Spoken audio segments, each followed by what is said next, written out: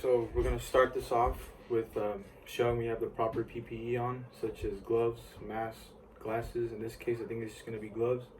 The scene is determined to be safe. There's no hazards around us that could put me or my partner in danger. The mechanism of injury is unknown, but he is stating that he has shortness of breath. There's only one patient that needs assistance, so I don't think I'm gonna need any additional EMS to come support us. And also the stabilization of the spine is not needed. The patient seems fine, but he does show some signs of labored breathing.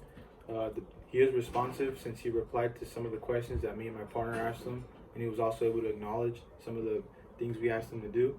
The chief complaint is that the patient is out of breath or short of breath. The airway does seem clear since he was able to answer some questions, but he does show some increased ventilation. It's harder for him to catch his breath, and I would just simply apply a non-rebreather mask to help supplement some of his oxygen intake. There's no major bleeding. His pulse is maybe slightly high, but this is probably due to the shortness of breath. His skin seems fine. There's no color changes or temperature changes. And I would treat him on the spot and not transport him.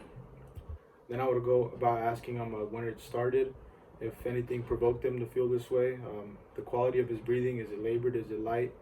If he feels anything else other than breathing that could potentially radiate through his body, the severity of his breathing, and the time that this started. And then I would also include the two main questions of when did it start and if something caused this to happen. I would then ask for any allergies that he takes, any medications he takes, if this has happened before, part of his past history.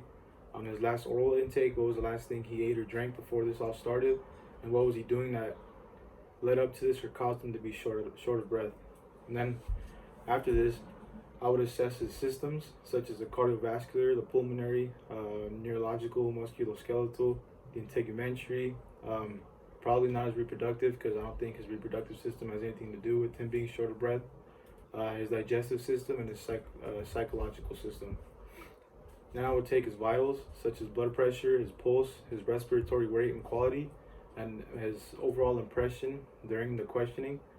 And judging that this was all that he had, maybe the non-rebreather mask helped him out a lot, and his oxygen supply came back up, and his breathing issues just subsided. From my understanding, the patient seemed to feel better and was able to breathe easier after we intervened. And then I would just follow this up by making this report to the EMS unit that could be coming. I didn't ask for one to come, but they might be on their way. And just report this to officials or whoever sees this after I'm done with them.